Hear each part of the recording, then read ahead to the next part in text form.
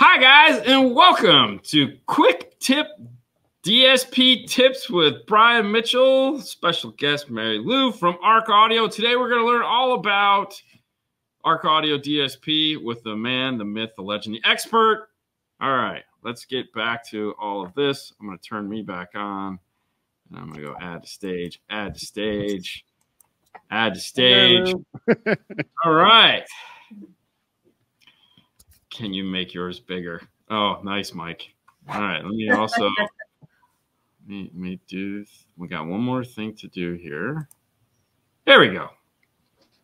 All right. Okay, so let's just pretend that the first 24 minutes of the show didn't actually happen. But conveniently enough, we're all here now, so let's have a lot of fun and dig into this. So we've been talking about Arc Audio for a couple months now because we've recently become an Arc Audio dealer for the sole purpose of that the new Blackbird and the PSM Pro, along with the other Pro, all are iData compatible, which was a big thing for us because we do a lot of iData integration. We got to do our first one the other day, and now we're talking about it. And of course, someone said, "You guys talking about this a lot. Can we have Brian come on and kind of explain to us how this works?" And I said, yeah, of course, if he could figure out how to read a watch. So here we are. Brian, take it away. And of course, you have your special guest, Mary Lou, who you guys have just been bugging me nonstop to have on the show. So because Mary Lou's awesome. Here she is. Oh, so that means that otherwise you wouldn't bring me, huh? She's I'm awesome. just not going to comment. What's up, Big Jeff? All right. So okay. So we're going to be looking at the pre-release. So this is going to be released soon for the DNA. So this is going to be an upgrade to the DNA software for the Blackbird and all the Pro DSPs. So all of them are going to migrate over to DNA. Hopefully that's any time now. I've been saying that for a little while, but we want to make sure it's as bug-free as we can possibly get. So this is the beta version. This is probably going to be, this is what's going to ship. So when you update at some point, this is what you're going to get. So I want to go through the basic functions and show some of the cool things that it has that I think are pretty cool. You know, do you have any questions? Yes, Dean? No, what I was going to say is the other thing, too, is if you notice how we're doing this, and Brian is logged into this through my computer, and the reason that we're doing it like this is because I also wanted to show you that if you run into a roadblock, you can dial in and help. Yeah. So that was it. Go ahead. I'm going to be quiet. Yeah, so this is Quick Assist that we're using. So if you look here in the firmware settings, when you have an issue, you would just go over to Quick Assist, and that should bring it up on your computer. It depends on where your security settings are, but no matter what, Quick Assist is on every Windows 10 and Windows 11 computer, or it's supposed to be. So worst case scenario, you just go down to the search bar down here and type in Quick Assist, and then I can log in for you. Now, I cannot tune for you over the phone or over the computer. So, but I can help with showing you basic functions, and I like to sign in sometimes when there's issues. So, you know, that's a huge thing for us is, you know, a lot of times I'd rather sign into it and then check everything. So let's start out with the basic setup on all of our DSPs. Follow the Windows file system. So when you click on a main tab, it'll populate sub-tabs underneath. So you'll see here, and then you'll see other tabs underneath there. Okay. So let's start at the top, file. So just like any other one, you have open, save, global settings. That's basically, so if there's an issue, we'll go in there and save those. Those aren't normally something that you would do anything with, but they are available to you. So if you wanted to save those and transfer them over to another computer or another processor, you can do that. And then tools, which is where I think all the cool stuff is. So we have meters. The meters are, so you can use this to set gains, set your gain structure. because when you're using a DSP, it's very, very hard to use an O-scope or a DD1 and use it effectively unless you do all of your work before you've done an EQ. So meters have what you have: input, post mixer. So you make sure that you have your mixer set up properly. Input actually shows you the input at the RCAs. So if you don't have any input here, that means that there's no signal going in. Post mixer is after you've set up your mixer and done all your routing. This will tell you where all the channels are going to be that are working. Post EQ is going to be exactly what it says. After you've done all your EQ, you can see if you boosted something so hot that it's going to be in the red. So if you've posted, oh, that's weird. What's wrong? Oh, there it goes. It's California. Yeah, and it's raining. And then output is connected to the output RCAs as well. So this way you can use these meters to verify whether there's a problem before the DSP or after the DSP. If it shows that you have output, then you should have output. If it shows you have input, then you should have input. If there's nothing bouncing around on that screen, then that's an easy tool to use to troubleshoot. Now, before you move on, the numbers across the bottoms correspond to the channels that are active, correct? Correct. Yeah. So correct. So input, you see 9 and 10. There's only 8 RCAs in, but there's actually 2 optical in as well, 2 digital in. So that's 9 and 10. Very cool. So if anybody's wondering what that is. I am. Intriguing minds want to know. Okay, so then the plot. So this is really cool if you want to check to see if you've made your crossovers wrong.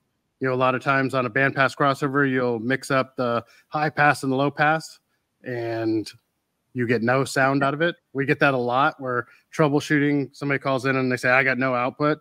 And really what it is they've just, basically crossed over all the input. So I'll go to that. It actually has a lot of tools there. So in the plot, you can see what the crossovers are, tone controls, levels, faders, and polarity. You can see if you flip polarity. It has more tools than what I think everybody needs, but there are some people that like to have more than less.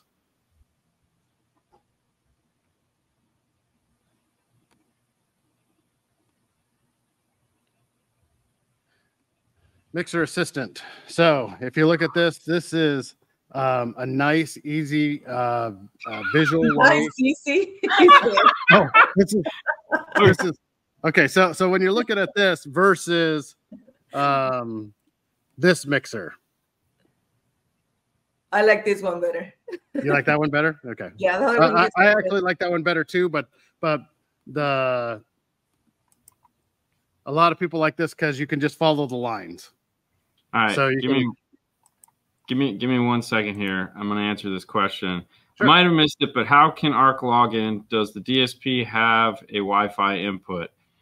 No, you'd be plugged when the software is plugged into it. They're gonna log into your laptop. So because it's all laptop controlled. So what they would do is while you're plugged into the DSP, they would get into your laptop and start helping you out, like we're doing right now. So he's dialed into my laptop. This would be plugged into my DSP. Okay, correct. Go on. Continue. Continues. So you can just follow the line. So you can, and then there's shortcuts. So on your input side, if you have 2 in, 8 out, that's what that is. And on your out one, if you want 2 in, 12 out, you can do shortcuts. Super easy for setup. You can also do that on the other one, but a lot of people like to see the visual lines. That kind of goes to how JL does theirs, which, that's why we added it. It's because, that's how they did theirs and people are used to it. We want to have as many things that are cross-platform. So if people understand one, they understand the other one. So we try to do that as much as possible. I'm with you, Mary Lou. This hurt my head. I'm used to this. Yeah, I like this one better. The other one's too busy for me. But there again, at least we have two ways of doing the same thing. So whatever you're more comfortable with, like you said, you can do it. Right. Either way. And now, when I get to that mixer, there's a reason why this mixer is here, and we don't only have one, because there's some cool stuff on that mixer that the other one doesn't have. So the next one is Input Gain Wizard. So if you're unsure about setting gains, you can put all your hook up everything and push the start, and it will automatically calculate a safe gain range for all of your inputs. So if you have a radio that's 5 volts, well, obviously there's a 0.5, there's 2, there's an 8, and there's 32. So it has to find something in between there. So it'll automatically set that. Now, the only thing that I have a problem with on this is that it's it's going to be very conservative. It will make sure that you don't ever max anything out. So, why not? Because some people blow stuff up. I know. And as with most things that are automatic, we want to make sure that it's on the safe side versus the unsafe side. I tell customers that all the time. I was just listening.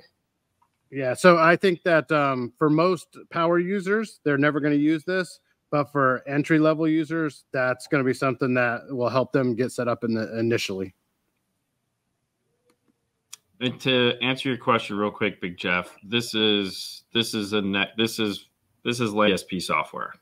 Like, well, we say that, but our entry-level DSP is the not product to product, just okay. The software side of things. Like, you guys have this stuff that we're talking about. Most DSPs are not good. If you are trying to find a buzz in the door or in the car, you can actually use the signal generator built into the processor, and you get to find issues with a speaker. If there's a speaker that's marginal, and you want it to buzz at a certain frequency where it's messed up at, you can use that.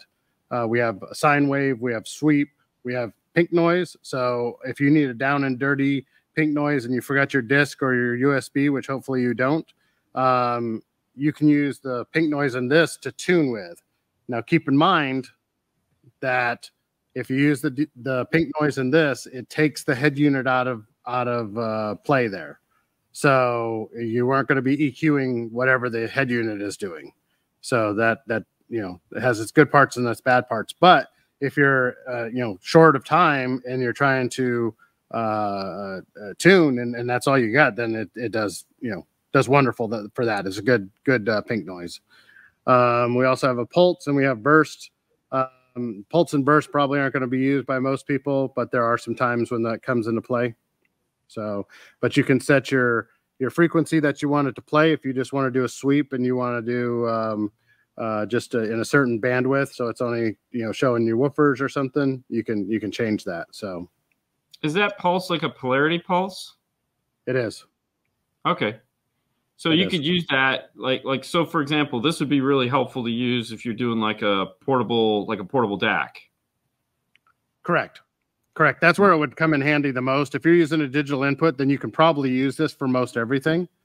But if you're looking to see if something's out of time, it works really good for that. So as long as there's a DAC is going to be the same timing left and right, it's not going to be off by anything. So if it is, you got a bad DAC. Bad back? Bad back. Yeah, exactly. Like all installers? Yeah. Okay, so preset notes. So this is a cool one. So let's say you've been tuning and you tuned for the last 6 hours and you made a whole bunch of changes and you're going to go home and you're going to go to sleep because you've tuned way too long, but you don't want to forget what you did. So you can type in your notes right there. So when you bring that tune back up, you can look at the notes. Okay. You can also name your preset. So let's say you're going to get judged and you have a different judge that may like more bass than others. You can put their tune in, and when they bring it up, it'll show it on the controller for their name, because some of us have accidentally put the wrong tunes in at the worst possible time, like at finals or something. everything. I can't see using more than 2. If you're using more than 4 presets, if you've got a different preset for every kind of music, you probably have not tuned the car properly. Slow it down, killer.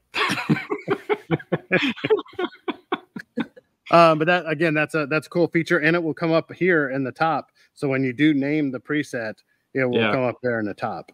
So it's really nice, and it does show up, like I said, on the controller. I like this feature because, like, when we're doing, obviously we do a lot of cars and whatnot, and so I like to put all, like, the system build log in there. So, like, the amplifiers, the speakers, and all that, just because sometimes, a white F-150 will show up, and I'll have 6 white F-150s, and I can go and be like, oh, yeah, this guy had this equipment, so I know it's his. And also we'll have a log. If he changes any of the equipment, we'll be like, oh, we know what the problem is. Yep. So. No, and we'll get to some more cool features on the dealer side. And I'll explain why it's a benefit to the consumer as well. So the next one is REW EQ support import. So if you're a REW user, which I am not because I hate REW, you can import your settings directly from REW with a CSV file. So we've had this for a long time. So since our first Pro software came out, we've had REW input. So you can save it. It usually shows up as beta, but because this whole beta software, but it works pretty good if you're a great program. So don't let me talk you out of using it. If you use it, if you're a power user of it, you're probably comfortable with it. And just like a 3055, it will do the job just fine. But there's a lot of stuff that it's made for other industries, not ours. And so there's a lot of extra things there that just get in the way, in my opinion. And it will reconfigure based on what equipment is plugged into. So if it's a PSM Pro that has 8 outputs, it will only show you the 8 outputs. There's a different gain range on the PSM Pro, so it will automatically reconfigure that. Every once in a while, I'll spook myself because I'll sign into a PSM Pro, and I was like, wait a minute, why isn't there 32 volts of input setting? And it's just because it's reconfigured for that. There you go. A/B test. So you can do 2 settings and test between the 2. So if you want to see whether or not you like one tune versus the other, you can do the eye doctor test. Do you like this one better? Do you like that one better? Do you like this one better? Do you like that one better? Cool. Ours changes presets so fast that you probably will never use this. You'll probably just save it to 2 presets, and then you can just go between them. Preset changes take less than a second. Oh, well, that's nice. I hate that. Super, super fast. It's crazy how fast it is. Oh, wow. Okay. Yeah. That's cool. And it'll automatically play for 15 seconds. So, I mean, you can do that, touch it, and then just put your arms away and just close your eyes. So there's a reason for it. It's just, with the other stuff. Now, here's my favorite is center point. So if you are, if you have your timing set and you're have to adjust your gain output to steer your center left or right, doing that by hand when you have a whole bunch of different channels going to different amplifiers, sometimes can get a little tedious. You have to drop one side down and raise one side up. So this one, you can actually pick what channels are going to do that with. You can do all of them, or you can do just the tweeters if you want to. And it will automatically drop one and raise the other. And it works really, really good. So.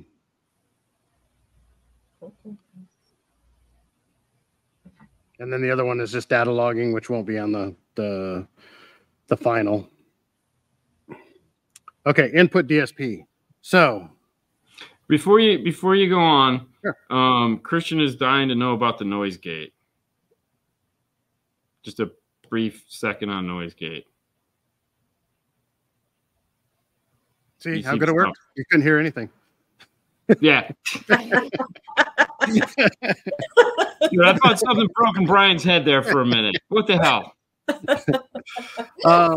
So noise gate. If you have a, if you're doing OEM integration to a, let's say, Ford truck, old Ford truck, 2013, and you for some reason don't use a module, which you really should, and it has a lot of hiss on it because the amplifier, usually you can get that out with load. If you put the proper load on the amplifier, which you should do anyway, otherwise it's going to blow up. But if you still have hiss after that, which is a common thing, then you can use the noise gate, and it will, it has adjustment on it so you can determine how fast and how low the volume gets. So when it goes in between tracks, instead of hearing that hiss, which is what happens, normally when you're hearing hiss, when you're driving down the road, it's just in between tracks. It will actually gate, and it will shut down the outputs. It actually disconnects the outputs inside of the processor. So it works really good for that. We make a standalone noise gate as well, which is in our solutions packages. A lot of the Mercedes vans, when they're doing conversions, they use the noise gate on those because the radio on that one is really noisy as well. So we have that. What it does not do, and I want to make sure I don't overpromise, is it will not take care of engine whine, because so the analog inputs, when you're doing OEM integration, you may have to do all pass filters, you may have to do EQ, you may have to do some time, to get a good signal out of it.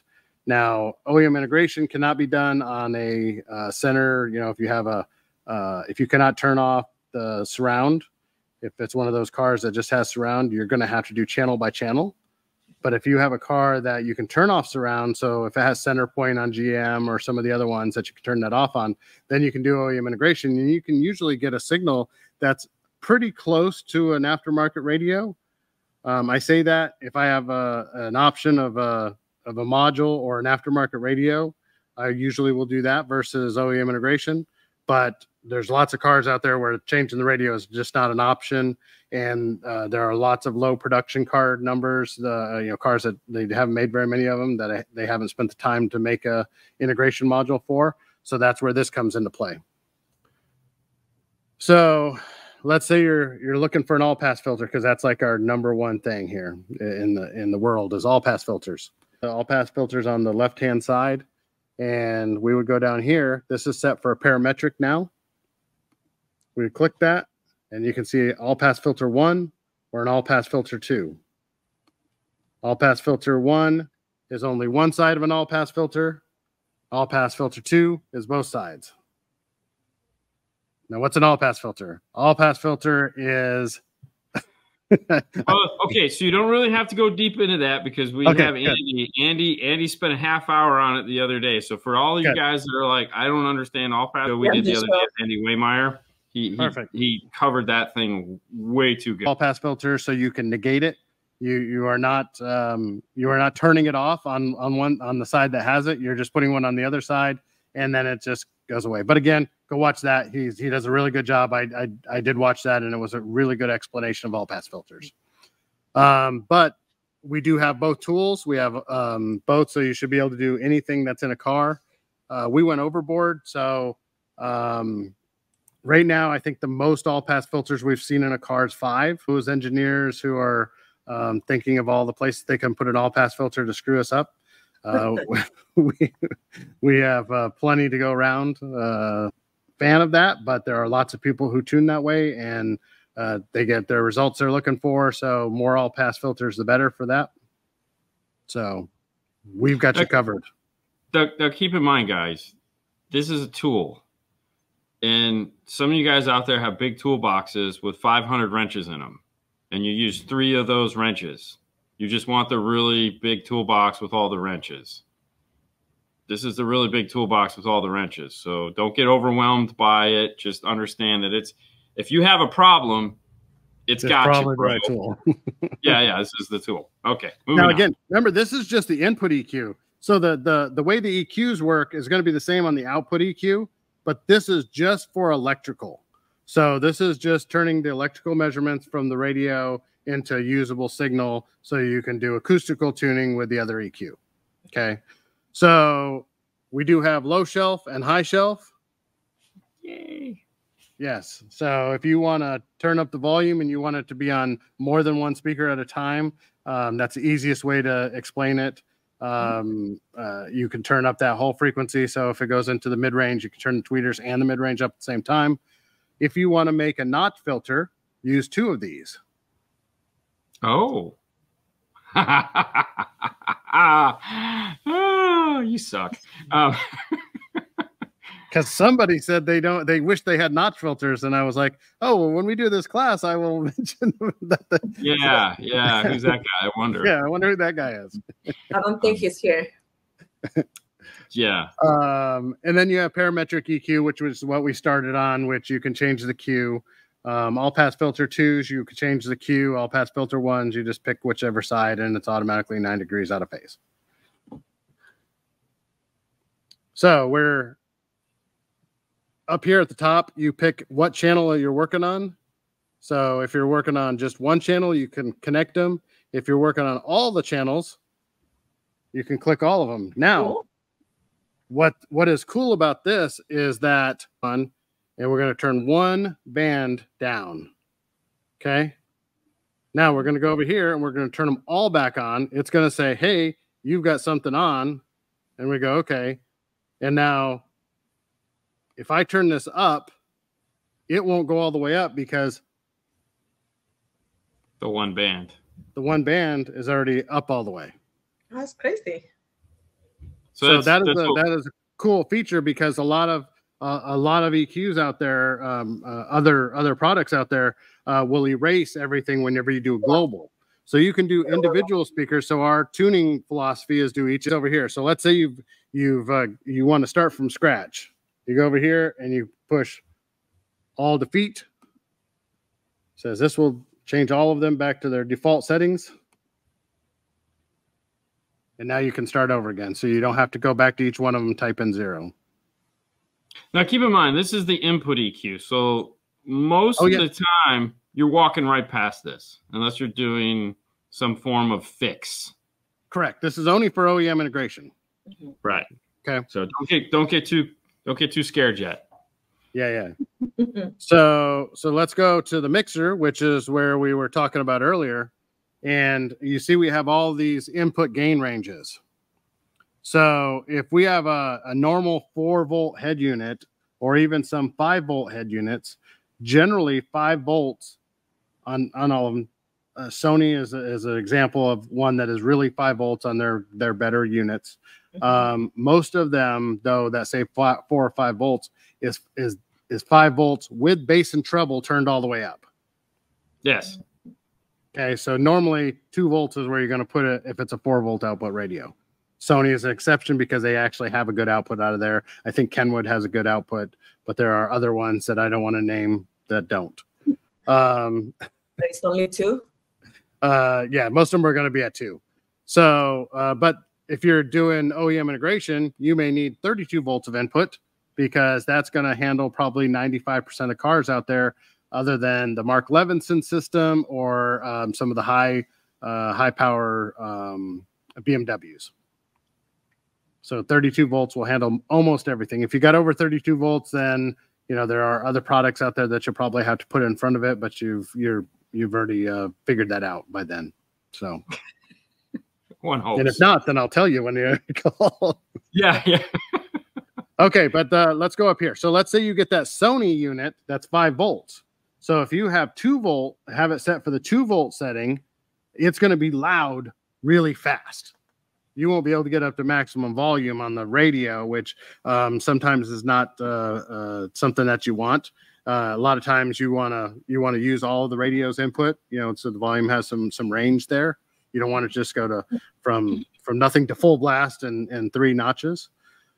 So you would put it on the 8 volt setting, and then you would go to each one of these and you would turn that down, and you can dial that in to where 5 volts is going to give you full range of volume all the way through.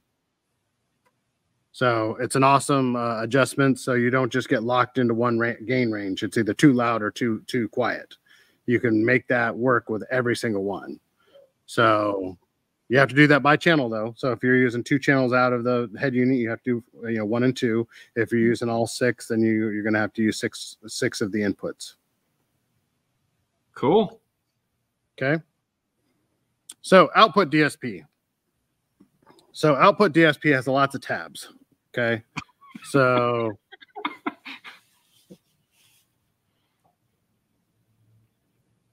you have crossovers.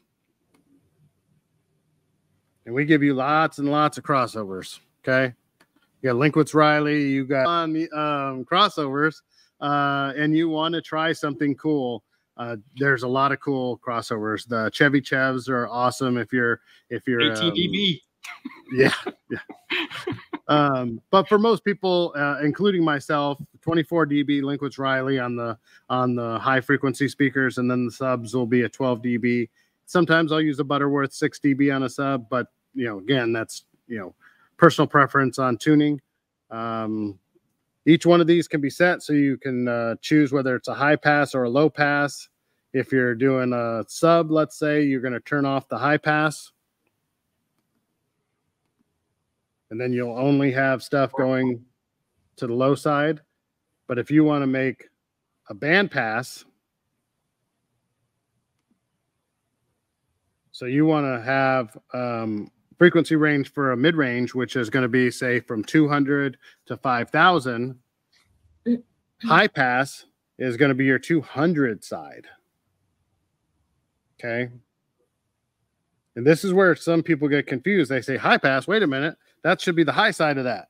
No. That is letting everything from 200 up pass by.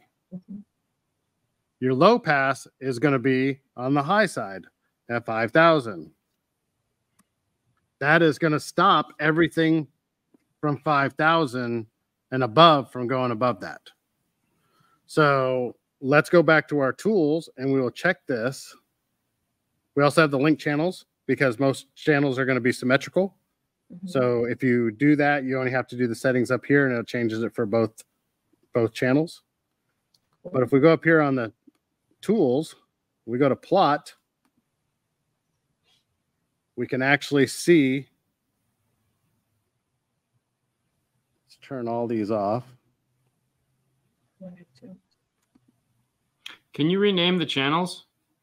Yes, that's going to be on your settings when we get to the settings. So this is going to be your high side. It's going to let everything above that go up. And this is the low side. It's going to stop everything above that from going down. So that's a basic bandpass crossover, but that's how you set that in the processor. Okay. And you can pair the channels, correct? So like 1 and 2, 3 and 4, you can link them together. Correct. Down here, this link channels. Yeah, perfect. Yep. So delay and polarity. If you want to change polarity, we will let you do that. I think they are actually both polarity in the input EQ and in the output. Yeah, in the output. But effectively, they do basically the same thing. We know there are some differences, and I don't want to have that conversation. No. But they acoustically they are very similar. So you have this, and then here's your timing. So if you want to do signal delay, your signal delay goes on your left-hand side if you're sitting in the U.S. If you're in other parts of the country where they drive on the wrong side of the road, your delay is going to be on the right side. I don't have any problem with people driving on the wrong side of the road, but I just want to make sure that everybody knows that there is a difference. Okay, so our processor does not do the math for you. So if you take measurements, which is a very quick down and dirty way of doing timing, and you just put the numbers in, so say your left-hand speaker is 20 inches away from you, and we're just doing 2 speakers, and your right-hand speaker is 50 inches away from you, and you type that in, 20 inches and 50 inches, we have effectively done nothing on the left-hand side of the car because we have more delay on the right-hand side than we do on the left-hand side. Okay. So you have to do the math. If the 50 inches is the farthest speaker away, that one gets 0. There's no delay there. And this one, 50 from or 20 from 50 will be 30. So you would get 30 inches because 20 inches plus 30 inches is 50 inches. That one's already 50 inches. And all the angels come out and they all sing in their proper place. Good job. Good job. We've done that. So it really doesn't get more complicated than that. Even if you're doing a 3-way in the front, it all still goes the same way. The farthest speaker has got no delay on it. The closest speaker has the most, and delay is going to, you know, all the other 5 speakers, if it's a 3-way in the front, just follow that same basic pattern. The one that's farthest away gets no delay. The rest of them do. I'm going through this pretty fast, so if anybody has any questions, they can ask the. I've been asking those. That's when I pipe in. Okay. But the nice thing is it's a video, so they can pause, rewind, go back. Right, and they can always message me. I'll be happy to explain anything that if I'm going too fast for anybody. You know, we're already at an hour because I started late. So. Damn you, Brian! Damn you. So the output EQ. Now, if you thought the other thing was confusing, we got a lot of EQ bands. Okay, we got our full 31 bands of EQ, and then because there are lots of things going on, we give you another 7 bands of EQ. I think it's still 7, maybe it's 6. 6 bands of EQ. So if you want to do all pass filters and you don't want to be confused whenever you're looking at your little dots bouncing around on your 3055. Whoa. You can do your all. Yeah. Well, you can do all pass filters. You can do shelf filters. You can do notch filters, and you can keep them all off to the side. Right. So, but then all your dots line up. Experience. You saw him do that cool little slider thing across the bottom there. Where keep in mind, like if you're doing a tweeter adjustment and you're just using like 5 or 6, didn't do anything, and you'll start panicking just a little bit, going, "Where did all my settings go?" And then Brian comes on and goes, "Slide it to the right a little bit." And that's what I was gonna tune a car. Yeah, and that's what I was thinking when I saw you slide. I'm like, if you don't slide, you're not gonna see what's on the other side. Yeah. It caused a little bit of panic. Well, so one of our number one calls is I got no volume. There's no output out of this thing. My bands are all bouncing around, but I got no output. And it's because when they have this screen moved over like that. Yes, I'm gonna show it. And then you can't see the master volume. So Brian, do you have that on your minus recording? 60 now? When you have people on hold, do you have that? If you're calling for this reason, this is the answer? No. They just call me and I get on and I log in because I always go, is the master volume up? And one of our friends, has called me a couple of times on that, and then he says, and then I say, "Have you turned the master volume up?" And he goes, "Gotta go." Oh. I wonder who that is. No, you don't. No one here, but it's he knows who he is. He knows who he is. Yeah, with me. But after a couple of times, you don't forget that. So at minus 60 dB, that usually is not audible at that point. Your output. So whenever you turn on the signal generator, it will automatically default to minus 60, so you don't blow anything up. Again, everything that we do is for the benefit of not blowing up stuff. You know, we don't want you to blow up the processor. We don't want you to blow up speakers if we can help it. You know, all those things are what we're looking for. Protected.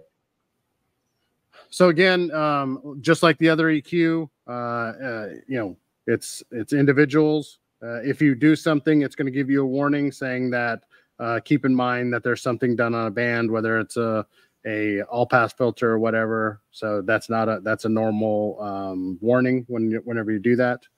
So don't get freaked out by that. The EQ works the same way as the other one. You know, we have all the same tools on them. So again, you have all of the all pass filters. So 31 bands per channel plus an extra 6. So 37 bands per channel. You have every single one of those tools on each one. Cool. So keep in mind, that's 37 bands times the 12 channels. So this is your big EQ. So this is the one earlier today we were talking about global EQs and stuff like that. So this is your channel EQ. So you can link them together, but this is still per channel. Correct. If you want to link them all together, you link all channels, and now you're in global EQ. And it's non-destructive, so it'll keep everything where it was. It'll just, like we talked about on the other one, it's additive or subtractive. But if it reaches the top, if one of them reaches the top, then you're tapped out.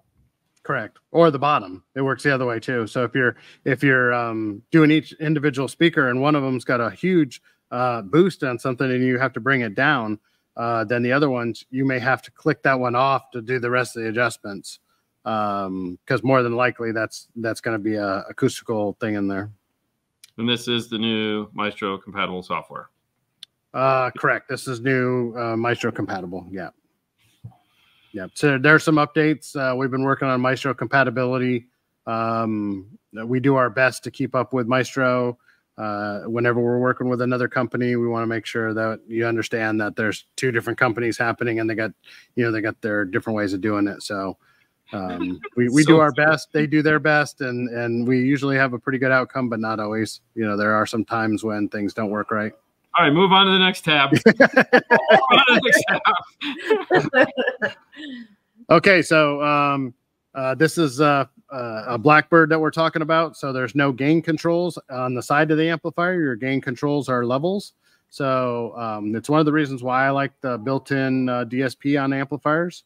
Your gain is digital versus analog, and the chances for noise go way down because of that. So you can actually get a lot of volume because you can turn the gain up much louder than you would normally without adding any noise because the gain's digital. This is also where you do channel assignments. So front left, front right, rear left, rear right, center, and bass.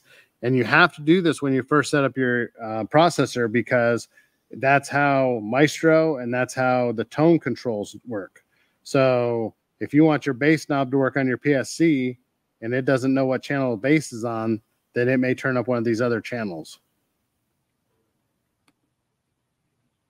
It could happen. It could happen. Same thing with center. If you're doing the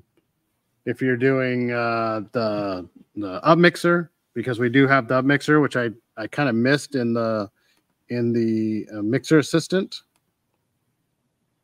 So this is the up mixer. So you have to populate the up mixer. You need to rename that the headache. The headache, yeah. We also have super bass on this. I'm not exactly sure what super bass is, but it's supposed to be cool. I think it's a max bass type max bass.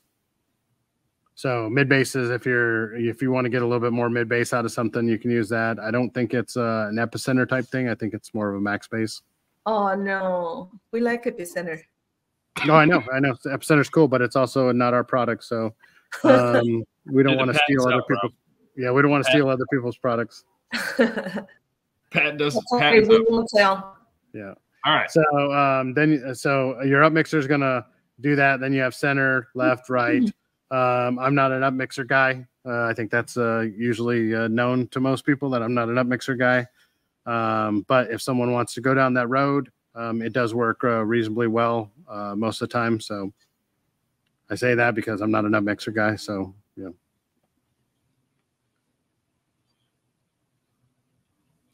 Yeah.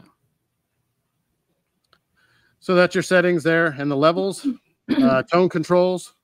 Tone controls are if you're using the controller. I don't usually see that being used a lot unless it's Maestro. If it's Maestro, then you can actually have these tone controls hooked up to the factory radio tone controls, and it will move those the way it's supposed to. And you're doing all that digitally in the processor versus analog on the factory radio, so you have complete adjustment. So if you want it to be a bass knob or you want it to do whatever, you can adjust that. If you want to have it do different frequencies than what it was factory, you can adjust that. Again, these are just extra tools that if somebody wants to go down that road and really fine tune everything, they can. Yep. And remotes. So remote, we have two different ones. We have Maestro. So when you plug in Maestro, it'll automatically connect. And when everything's working properly, this will all light up. And it tells you what's being adjusted on that Maestro piece, depending on car. If you hook it up and it does not do this, it's not working right. So that's when you have to call in, usually for tech support. You can either call us or Maestro. We will direct you to the proper company that may have an issue or may be able to help you with that. Sometimes it's Maestro, sometimes it's us. Usually it's just we have to go in and push a different button somewhere, and we will help you out with that as fast as we can. We are usually really fast with fixing that stuff. But then we have the LR1. So some people don't want to have a full controller, but they still need volume control. So let's say bass is on 9 and 10. You can just click those ones, and that's what it is. And rear fill is on 7 and 8 for some reason. You can turn on just 7 and 8, and it will just turn the volume up and down on your rear fill. Cool. Blackbird's 110 watts per channel, right? 110 watts at 4 ohms, 150 watts at 2 ohms. And yes, this is Maestro related features, Lance.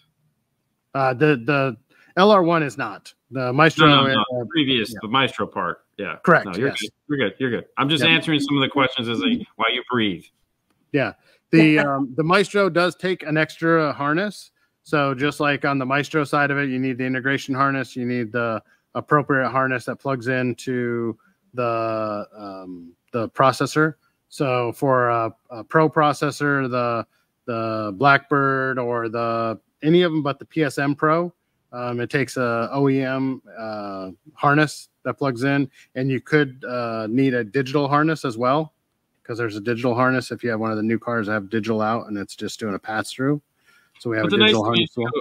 If you go to maestro.com, they tell you what harnesses you need. Yep, exactly. Yeah. So, but those two we sell. There's two that we sell, and then the other ones they sell. 8 to 12. This is an 8 to the Blackbird is an 8 to 12, and they make the companion amplifier the Nighthawk. Nighthawk, yes. Which is the 2-channel that you can bridge, and then you can bridge all the channels in the Blackbird. So if you want to make it a super powerful 5-channel amplifier, like we did in the Toyota 4Runner, you can do that. Yep. Yeah, lots of configurability. And the ratings are very conservative. So in such a little box, it's a powerhouse.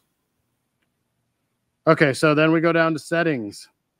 So you have device settings, which you have preset switches.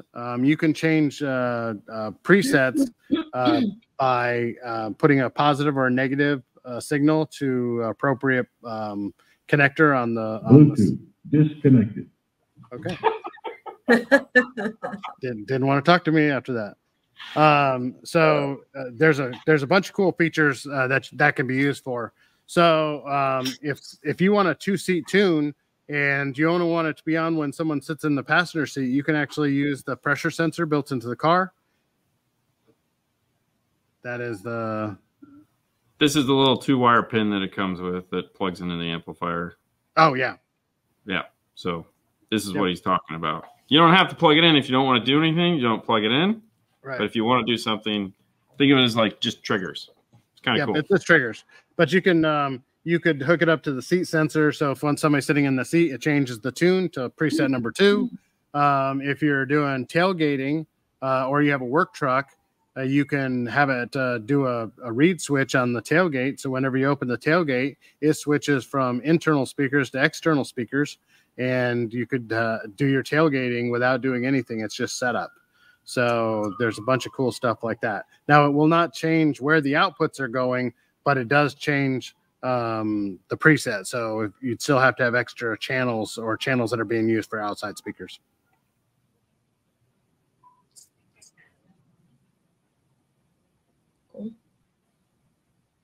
So you have master volume that's global. So whenever you change the presets, the volume stays the same. that's kind of handy if you're changing presets and you saved one with the volume really low, so it doesn't start out low and you think you broke your stereo. Mute during preset change is pretty much standard. We recommend that on every one of them. It changes so fast though that it's almost minimal. Now here's a new one, auto power down on the amplifier. So the amplifier turns on and off so quickly, but if you're sitting there with the amplifier not making any noise, so it's sort of like the noise gate does, but let's say you're just sitting there with no music on, it will actually make the amplifier much more efficient on your electrical system. Cool. So a lot of cars are coming with very small batteries in them, so Hondas, things like that.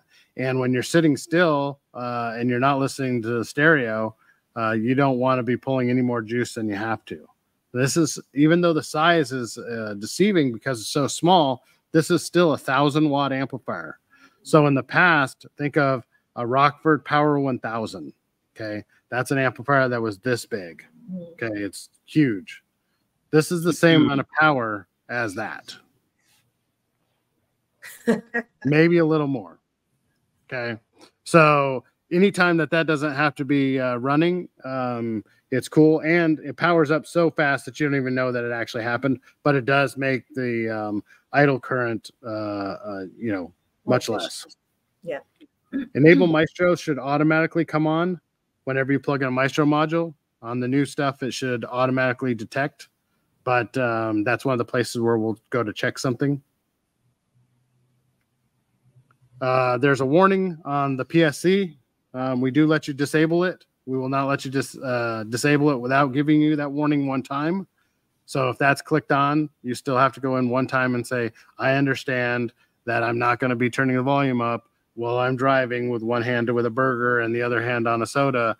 And I'm not sure where you're going to turn the volume up with the other hand, but whatever it is. But you can disable that. I like to have all my warnings on there anyway. And then PSC volume saved on restart.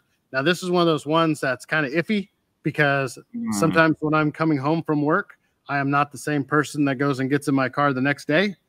So I don't usually have that on restart. That guy may have been a little crazy when he came home.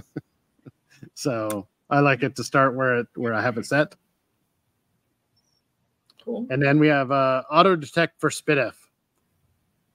Okay, so that has its uses, and it does not work in every situation because it's still electronics, and electronics sometimes are dumb. They can only tell certain things. So if you have a DAP and it's plugged in all the time, unless it's turned off, it does not turn off the signal just because you paused it. So it's almost, it's a cool feature for some. There are certain times when it comes in handy, but it's not one you're going to use for a DAP, which is what most people think that it's going to be used for. Digital at the same time. So in my cars, I have a DAP for all of them.